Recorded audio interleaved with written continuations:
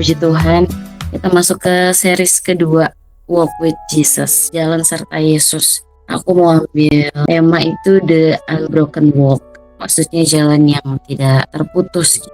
Dalam perjalanan kita sama Yesus itu kalau kita merenungkan, pasti di dalam perjalanan itu kita pasti ngerasain jatuh bangun, ngerasain ups and downs.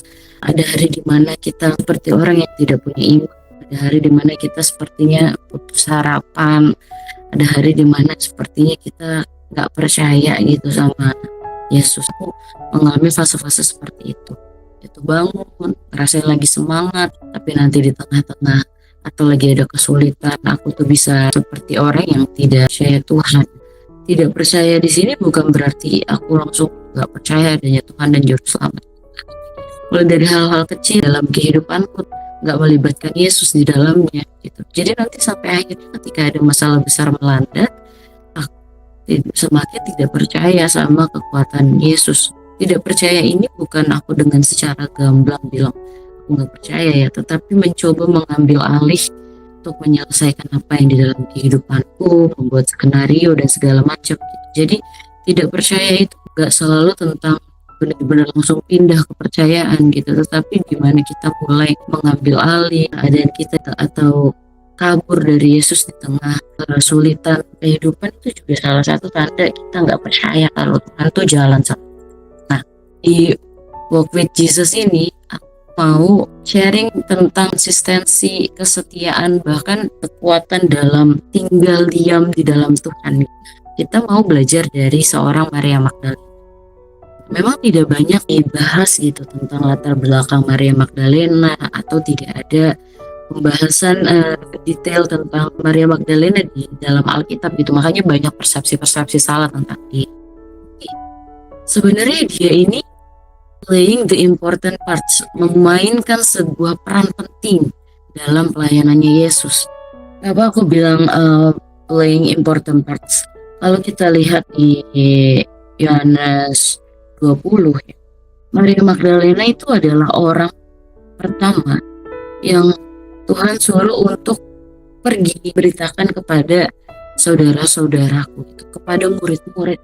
Menurutku pada zaman itu seorang wanita itu tidak ada harganya gitu. Tidak ada harga di sini dalam artian tidak ada wanita yang playing important part, memainkan suatu peran penting baik di dalam rumah, dalam pemerintahan, dalam kepurusan apapun itu. Wanita itu tidak memainkan peran penting, tapi Tuhan mengizinkan Maria Magdalena menjadi orang pertama yang melihat Yesus dan diperintahkan oleh Yesus itu sendiri, yang di Yohanes 20 ayat 17, pergilah kepada saudara-saudaraku dan katakanlah kepada mereka. Dia orang pertama yang diperintahkan Tuhan untuk memberitakan kebangkitannya Tuhan. Nih, kita mau lihat Maria Magdalena ini siapa sih gitu. Kenapa dia bisa Tuhan izinkan dia dapat privilege dari Tuhan, dapat kehormatan dari Tuhan juga untuk melihat kubur kosong pertama kalinya dan diperintahkan Tuhan untuk memberitakan kebangkitan dia. Kita lihat di Lukas 8 ayat 1-3, rekodnya perempuan-perempuan yang melayani Yesus. Jadi di dalam pelayanannya Yesus, Maria Magdalena ini ditemukan oleh Yesus dan dia mengalami kesembuhan. Dari ini kita bisa lihat perjalanan Maria Magdalena yang bukan hanya mengikut Yesus itu, tapi dia tinggal tetap berada di sisi Yesus itu sampai Yesus terangkat ke surga. Jadi kita mau belajar tentang konsistensi dia. Berawal dia dari seorang tawanan, ada 7 roh jahat di dalam dirinya dia. Dan ini juga membuktikan bahwasannya Tuhan itu ketika memilih untuk berjalan bersama kita, dia gak melihat ini seorang wanita, ini sebuah hal yang lawan budaya pada saat itu untuk seorang perempuan. Makanya aku senangnya betapa Tuhan itu sangat menghargai wanita. Lalu kita bisa lihat dari cerita tentang perjalanan Yesus ya, the first messenger itu selalu wanita. Sorry untuk para pria ya, tapi aku tuh kayak sangat senang di dunia yang patriarki ini. Tuhan itu sangat mencintai dan menghargai wanita. Sama seperti perempuan Samaria ya, yang ambil air di sumur. Ini juga yang sama dengan Maria Magdalena. Tuhan tangkap dia, Tuhan bebasin dia, padahal masa lalunya nggak bagus gitu. Tapi dia adalah orang yang persisten sama Tuhan. Kita lihat lagi di ayat 3. Ada Yohana istri Kuzua, bendahara Herodes, Susana, dan banyak perempuan lain. Perempuan ini melayani rombongan itu dengan kekayaan mereka. Di ayat 2 tadi dibilang dia adalah orang yang dibebaskan dari 7 roh jahat. Dia udah bukan tawanan lagi. Ketika dia sudah disembuhkan, dipulihkan sama Tuhan, dia mendedikasikan dirinya melayani perempuan-perempuan yang melayani Yesus. Dia memainkan peran penting dalam perjalanan pelayanan Yesus. Dia jalan secara literal bersama Yesus, berdampingan dengan Yesus. Nah, tapi dia bukan cuma mengikut aja, bukan hanya sekedar jalan, tetapi dia berinvestasi pada Yesus. Kita lihat dari mana berinvestasi. Di ayat 3 yang partainya, perempuan-perempuan ini melayani rombongan itu dengan kekayaan mereka. Bayangin, berarti kan dia bukan hanya jalan aja ngikut, bukan sampai di titik dimana dia menerima mukjizat, tapi aku juga membayangkan pemulihannya apakah sebesar itu, sehingga benar-benar berdampak. Kayak aku meyakini bahwasanya ketika Tuhan memulihkan si Maria Magdalena ini, mungkin dia tuh udah frustasi banget dalam hidupnya. Mungkin dia udah bingung gitu dengan si 7 roh jahat itu ya. Dia menjadi tawanan kegelapan tadi kan aku mention di awal. Terus tiba-tiba dia bertemu dengan Yesus, terus Yesus putar balik tuh, Yesus pulihkan kehidupannya dia gitu ya. Sampai dia bisa mau memberikan seluruh hidupnya buat Yesus. Tapi sebenarnya kalau kita lihat di Alkitab, banyak juga yang menerima mukjizat itu. Tapi gak semua orang mau berjalan dan berinvestasi pada Yesus. Makanya aku bilang, kita mau belajar tentang konsistensi, kita mau belajar tentang kesetiaan, tinggal dalam diam, jalan bareng sama Yesus. Dari mulai rasa syukur ini di dalam kehidupan kita, pasti ada titik di mana Tuhan menangkap kita. Itu kita gak boleh lupa dengan perasaan itu. Kita gak boleh lupa dengan momen itu. Sehingga kita berjalan sama Yesus itu bukan karena I'm a Christian, aku orang Kristen, aku harus berjalan sama Yesus. Itu adalah sebuah keharusan, sebuah kewajiban, bukan. Karena kita tahu itu mengasihi kita juga mengasihi dia. Cuma kadang ego itu playing the most important part dalam kasih. Nah, sebenarnya kita bukan disakiti sama Yesus ya, tapi kita disakiti sama pemikiran kita, sama ekspektasi kita gitu. Sehingga akhirnya kita berpikir Yesus tidak berjalan bersama kita, padahal kita yang gak berjalan bersama. Jadi kalau kita masih terus mengingat kasih mula-mula kita, kita percaya kita akan bisa terus tetap setia gitu dengan rasa syukur kita itu ya. Aku sudah dikasih. Aku kayak membahas tentang kasih gitu. Jadi karena kita bersyukur, ketika kita bersyukur kita bisa jalan sama Yesus. Tapi kalau kita bersungut-sungut mana bisa sih, kayak kita sama temen jengkel, terus mana bisa jalan sama dia bareng. Tapi kita terus ingat kita mengasihi dia mengasihi kita. Jadi kita bersyukur gitu. Makanya aku suka banget sama lagu simple, tapi benar-benar itu yang kadang orang suka lupa. Berkat Tuhan dihitunglah, kau kan kagum oleh kasihnya. Berkat Tuhan mari hitunglah, niscaya kagum oleh kasih. Jadi kadang orang tidak menghitung berkat. Orang hanya menghitung apa yang belum dia terima, apa yang belum dia punya. Sehingga dalam perjalanan bersama Yesus akan terasa sulit. Karena sepertinya transaksional gitu bersama Tuhan. Jika aku melakukan ini sebagai sebuah kewajiban gitu ya, berarti nanti Tuhan akan kasih ini. Jadi transaksional gitu. Tapi kan kalau sama pasangan, sama keluarga yang kita kasihi, kita lakukan segalanya autopilot, ya nggak sih? Kita kasih dia yang terbaik, kita tahu dia nggak suka apa. Apalagi kalau orang yang kita kasihi sayang balik sama kita ya. Kalau kita sebagai manusia, wah bersyukurnya bukan main, pasti kita ceritain ke orang. Bersyukur loh dia baik banget, dia pernah tolong gua dan ini segala macam. Jadi kalau kita mulai melenceng dari jalan kita kembali lagi kepada kasih mula-mula kita.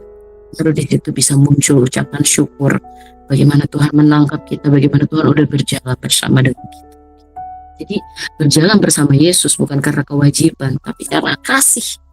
Kita bersyukur Tuhan udah tangkap kita, Tuhan udah panggil kita, Tuhan udah berjalan bersama kita sejauh ini. Lalu selanjutnya berbicara tentang konsistensi, kesetiaan, dan tinggal diam di dalam Tuhan itu berbicara dengan the walk of grace. Aku mau ngomongin tentang ketabahan, tapi ada kata-kata yang pas gitu, namanya itu grit. Grit itu berarti kerikil. Kerikil itu sesuatu yang kasar dan keras. Namun secara psikologis dan spiritual, grit itu kemampuan seorang untuk tetap bertahan pada tujuan jangka panjang meskipun menghadapi kesulitan, kegagalan.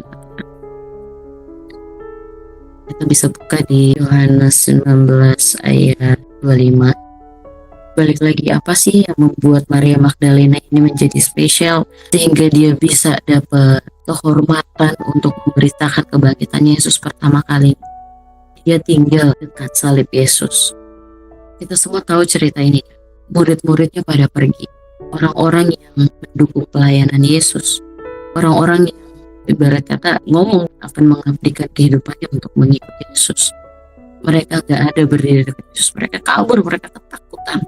Karena mereka menghadapi kesulitan itu sendiri. Mereka juga mungkin merasa gagal ya. Gurunya ditangkap gitu. Loh, orang yang perform miracles kok jadi seperti itu. Mungkin kacau balau yang terjadi pada murid-murid saat itu. Padahal mereka berjalan bersama. Tapi ketika kesulitan melanda, ketika ada tekanan, ketika ada suatu shifting besar gitu, memang mereka sepanjang perjalanan itu memang banyak yang tidak suka gitu kan. Tapi grafiknya Yesus tuh kayak lagi, wah naik terus tiba-tiba ditangkap, brek. Ya, kita lagi di puncak jaya, tiba-tiba dibanting. Panik semua orang. Kabur, menyelamatkan diri, menyangkal. Dan berjalan tetap hadir, ikuti jalan salibnya Yesus. Dari mulai Yesus memikul salib, kalau kita lihat di visualisasinya The Passion of the Christ ya, di mana rombongan Yesus untuk berjalan mengiringi Yesus. Para Magdalena juga tetap ada di situ. Dia tetap hadir. Dengan kata lain juga berani kan, berarti menanggung resikonya. Bisa aja loh dibilang ini juga nih yang jalan sama Yesus nih. Tidak dijelaskan memang secara spesifik, berarti kan dia secara persisten, secara konsisten dia jalan serta Yesus secara literal, sekalipun secara literal juga dia lihat kesulitan di depan matanya dia, di kaki salib bahkan dia lihat guru, dia lihat orang yang udah nyembuhin dia, udah perform miracle dan segala macam, tahu-tahu dia tergantung di kayu salib. Berjalan bersama Yesus sangat terasa mudah ketika semuanya enak, ketika semuanya didapat lah ya, mau ini mau itu dikasih, sakit disembuhkan. Tapi gimana kalau lagi sakit gak disembuhkan? Atau orang yang punya hutangnya gak dilunasin, harus terus kayak begitu, kita masih mau gak jalan sama dia? Apa kita udah lupa dengan tadi gratitude tuh sangat gampang banget ketika kita dapat yang enak ya. Jalan sama orang kalau lagi seneng mah enak banget, gampang. Kita bisa kemana pergi kalau lagi jalan-jalan ya. Tapi kalau orang yang kita kasih lagi gak bisa kasih apa-apa, kita masih mau gak jalan sama dia? Ketika dia dalam kelemahan, kita masih mau gak jalan sama dia? Itu juga sama dengan hubungan kita sama Yesus. Ketika Yesus kasih kita yang terbaik, gampang banget ikut Yesus. Tapi ketika sekali lagi yang jahat bukan datangnya dari Yesus ya, tapi di dalam kehidupan ini kan banyak pencobaan, banyak pendakwa kita, banyak juga dari orang-orang sekitar juga yang berdampak, atau bahkan dari keputusan kecil kita yang membuat dampak besar akhirnya menjadi kesulitan dalam hidup kita gitu ya. Itu diizinkan Tuhan terjadi, kita masih mau gak jalan sama dia? Aku ngomongin tentang jalan secara literal ya teman-teman. Aku tuh selalu bilang gini, memang aku gak ngerasa aku udah paling baik ini, tapi aku kayak sangat-sangat menantikan kedatangan Yesus, karena gak tahu dalam hatiku tuh aku ngerasa aku bener-bener ingin banget berjumpa sama Tuhan muka dengan muka. Kemarin di gerejaku ada pendeta tamu, dia bilang dia juga orang yang ingin cepet-cepet kedatangan Tuhan, dia pengen merasakan kerajaan surga gimana dan segala macam. Terus Tuhan ngomong gini ke dia, lu bisa kok ngerasain kerajaan surga selama lu hidup, gak perlu mati dulu dan ketemu, maksudnya secara literal di surga gitu. Kita bisa mendatangkan kerajaan surga di bumi, kita bisa hidup seperti hidup di kerajaan surga di bumi. Itu tuh jadi yang kayak jadi penghiburan buat aku. Kenapa aku selalu menanti-nantikan bertemu muka dengan muka sama Tuhan, padahal aku setiap hari sudah bertemu muka dengan muka sama dia. Jadi aku ngomongin jalan serta Yesus di sini secara literal, kita berjalan bersama dia. Kita semua yakin dan percaya gak sih kalau Yesus tuh hadir, ada di sini ikutan before breakfast. Kalau ada yang sering lihat ilustrasi orang salah jalan, misalkan ini jalannya Yesus, terus ini kita, terus awal-awal, terus lama-lama kita kayak belok gitu, terus Yesusnya kayak di sini, terus ilustrasinya bilang nanti Tuhan Yesus tetap nunggu di sini kayak buat kita jalan. Padahal sebenarnya nggak seperti itu loh yang aku yakini ya. Dia cuma nunggu kita sadar kalau dia ada di sebelahnya dia. Tuhan itu menunggu tepat di mana kita berada. Eh, Misalkan kita awalnya dari sumur batu bareng-bareng sama Tuhan, terus kita jalan ke Sunter, Tuhan tuh bukan masih di sumur batu, enggak, Tuhan tetap ngikut kita ke Sunter, cuma kita nggak sadar aja Tuhan ada di Sunter, kita pikir Tuhan ada di sumur batu, tapi Tuhan ada di Sunter bareng. Makanya aku bilang jalan serta Yesus ini beneran secara harafiah loh, kita jalan sama dia.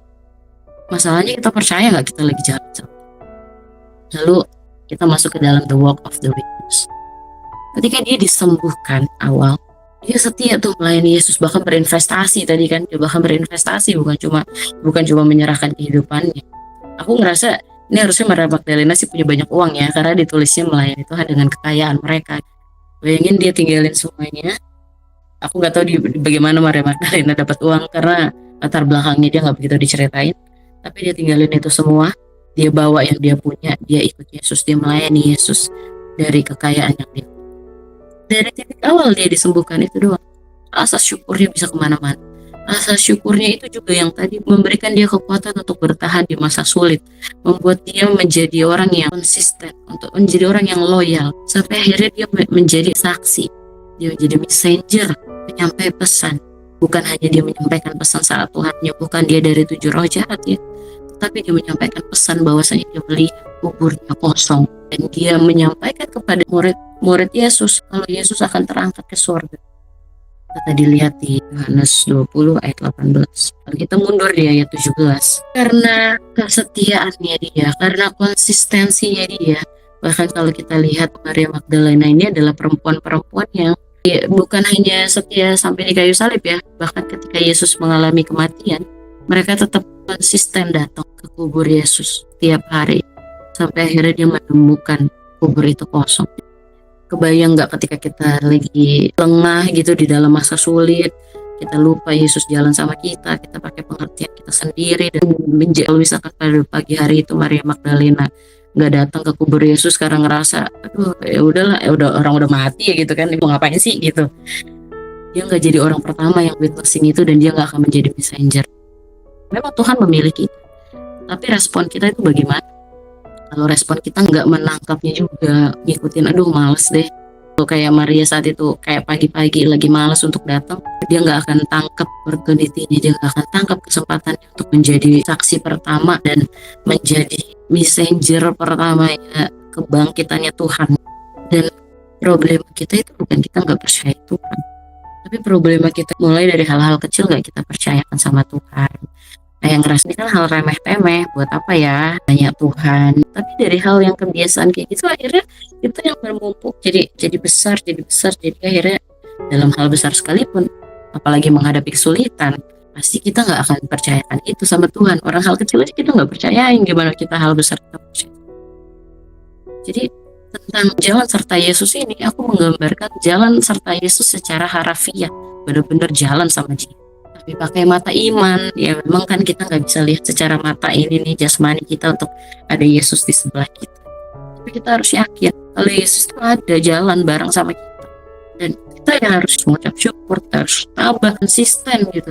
Jadi ketika kita mengalami kesulitan, kita sudah keluar dari kesulitan itu ya, kita menjadi saksi, kita menceritakan kebaikan Tuhan dalam hidup kita gitu. Jadi jalanan pribadi kita dengan Tuhan harus menjadi berkat bagi orang lain. Gak cukup cuma jadi konsumsinya kita doang, gak cukup cuma kayak ngerasa oke, that is good, then fine, my life will be fine, udah berhenti di situ.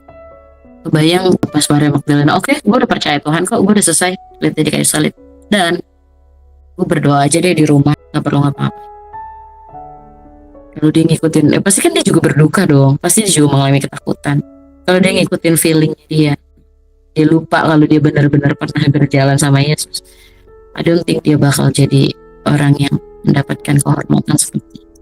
Jadi perjalanan pribadinya Maria Magdalena itu menjadi berkat. Jadi dia bisa menyampaikan ini juga. Selain menjadi berkat pribadi, dia juga membagikan berkat itu, beritahu ke saudara-saudara, ke murid-murid Yesus. Lesson learned yang kita pelajari dari ini tentang berjalan bersama Yesus adalah the walk of gratitude, respon atas kebebasan atau kesembuhan. Kita ucap syukur gak sih? Kita seneng gak sih apa yang terjadi dalam hidup kita, segala berkat. Makanya aku seneng nengok ke belakang, bukan karena aku tidak melupakan masa lalu, bukan mengenang, meromantisasi, enggak, tapi aku melihat, wow, even hari terburuk yang kita lewati saat itu ternyata bisa juga ya kita lewati. Kita pikir kita nggak bisa lewat di hari-hari itu, pasti kita semua ngerasain ya di mana hari gelap dalam hidup kita, tapi ternyata bisa lewat loh, mulai dari ucapan syukur itu. Lalu masuk the walk of grief, tetap hadir, tetap konsisten di masa-masa sulit, tetap percaya gitu bahwasanya kita tetap jalan sama Yesus.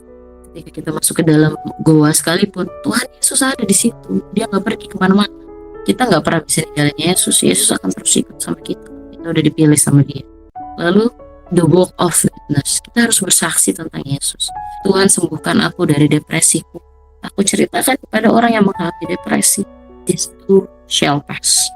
Orang yang mengalami kecemasan, aku bercerita, aku pun mengalami kecemasan, this too shall pass. Ini hanya momen loh, bukan berarti Yesus lagi gak jalan sama kita.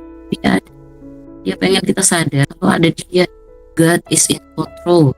Maria Magdalena mengajarkan kita untuk tetap berdiri di sana, teruslah hadir. Dia terus hadir di kuburnya Yesus. Ngapain sih orang mati? Aku adalah orang yang gak suka datang ke kuburan, aku jarang banget ke kuburan orang tua, karena aku berpikir ya udah mati kan, gak bisa kita ajak ngobrol juga, gak bisa ketemu juga. Dia tetap hadir di masa gelap itu, sampai akhirnya Tuhan memberikan dia sebuah kehormatan untuk memberitakan kabar tentang kebangkitan. Berjalan bersama Yesus, tidak peduli apapun yang terjadi, tidak peduli apapun musim kehidupan kita saat ini, tidak peduli apa yang ada di depan, tidak peduli bagaimana masa depan kita ya. Aduh, kalau aku ambil ini nanti Tuhan cukupkan gak ya? Kalau aku shifting karir, nanti Tuhan cukupkan gak ya? Kalau aku pergi dari sini, nanti Tuhan sertai gak ya? Banyak banget skenario yang ada di kepala kita. Tapi kita harus tetap sadar, tetap harus konsisten, tetap harus setia, kita tetap harus tinggal dalam diam bersama dengan Tuhan. Maria Magdalena, dia tetap hadir di situ, sekalipun dia lihat dengan mata jasmaninya dia tuh, gurunya dia ini mati masuk ke dalam kuburan gitu, dia tetap hadir. Dia nggak peduli, dia tetap jalan. Aneh banget ya, orangnya udah meninggal tapi dia tetap datangin. Berarti kan dia tetap berjalan secara harafiah bersama Yesus. Kita ingat kasihnya Yesus, sehingga apapun yang terjadi kita dikasihi Yesus gitu ya. Jadi kita nggak lupa kalau kita tuh jalan terus sama dia. Kita harus ingat kasihnya dia, sehingga kita nggak ngerasa sendirian. Dia ada, dia hadir, selalu ada. Jadi belajar dari Maria Magdalena ya. Dia mengucap syukur, dia berinvestasi sama Yesus, dengan karena rasa syukurnya dia berinvestasi, dia tetap terus hadir, dia mengiring Yesus, bukan hanya di dalam perjalanan pelayanan Yesus membuat mukjizat, tetapi saat Yesus di kayu salib disiksa, saat Yesus mati, dia tetap hadir. Bagaimana berjalan bersama Yesus, bagaimana dia mempercayakan seluruh kehidupannya sama Yesus, gak peduli apapun yang terjadi. Jadi kita semua berjalan seperti ngerasa ada di kuburan atau segala macam, gak ngelihat apa yang akan terjadi di depan, tapi tetap teguh kayak kerikil tadi, tetap teguh, tetap hadir. Jadi karena kalau kita tetap stay on the tracknya Yesus, kita nggak akan melihat buntu atau kematian di depan, tapi kita akan melihat kebangkitan seperti Maria Magdalena melihat Yesus bangkit. Jadi Maria Magdalena aja yang seorang wanita dengan masa lalu yang kelam bisa jadi orang yang bersaksi pertama dalam sejarah penting. Kebangkitan adalah sejarah paling penting orang Kristen yang aku percaya ya. Karena kalau gak ada kebangkitan itu sendiri, ya Yesus tidak dapat dipercayai gitu. Jadi ya kita harus tetap hadir, tetap gak peduli apapun, sampai kita melihat kebangkitan dalam hidup kita. Jadi bukan kemana kita pergi, dan kalau Lydia kemarin bilang ya, Yesus itu jalan gitu. Jadi bukan tentang kemana tujuan kita, bukan tentang kemana arahnya gitu, tapi tentang siapa yang berjalan bersama kita. Kita berada di mana sih? Kalau kita bersama Yesus, berarti kan kita berada di jalan itu sendiri.